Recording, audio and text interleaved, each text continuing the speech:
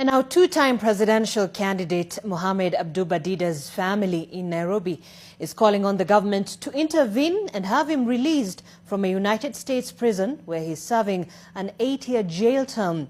Dida was thrown in jail in July of 2021 after being found guilty of stalking and threatening his American wife, with whom they were living together in McLean County in Illinois.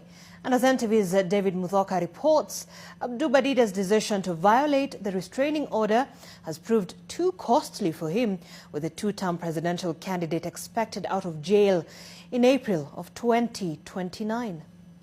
After emerging 5th and 4th in the 2013 and 2017 presidential elections respectively, former English teacher Mohamed Abduba Dida was a no-show in the 2022 presidential contest, to the surprise of many voters. Questions on Dida's whereabouts have lingered for more than 2 years, until now, when Nation Media Group has established that the former presidential contender has been serving time in prison in the United States. Records show that Dida was jailed in July 2021. NTV has further established that Dida, who had gone to the US in 2019 to further his education, was incarcerated after being found guilty of stalking and transmitting threats to his wife, identified as Shannon, who he married while studying in the US and even had a child with. Dida was also found guilty of violating a restraining order that his wife Shannon had secured in court against him, with both offenses earning him 7 years behind bars. His family in Nairobi claims Dida unknowingly violated the restraining order. He also went to a nearby local mosque to pray.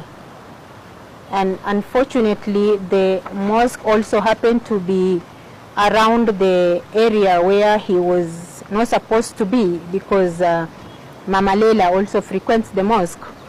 So it also added injury to the assault.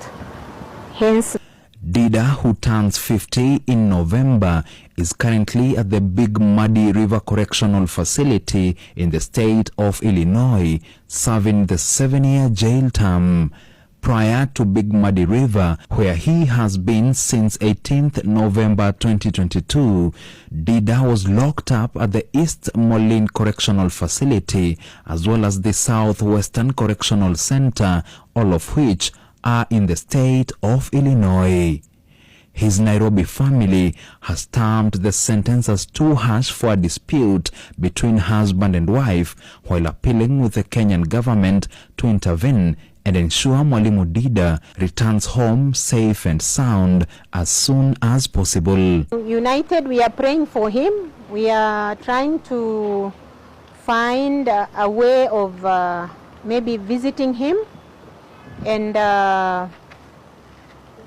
find another lawyer and be able to help him. But as a family, there is a limit to what we can do. That is why we are asking government's intervention. I'm really hoping that he comes out very soon. I'm hoping the government will help us bring back our dad home. We miss him as a family. Sasa sisi usiku atilali, mjana alilali, mimi naweza kufa ikiwa sijaona yeye, naomba serikali ya Kenya anisaidie. Records at the Illinois Department of Corrections website show that Dida will walk out on prison on 3rd April 2029, but could walk out earlier on parole on 3rd April next year. Interestingly, despite being locked up, Dida's formerly Twitter account has been consistently active.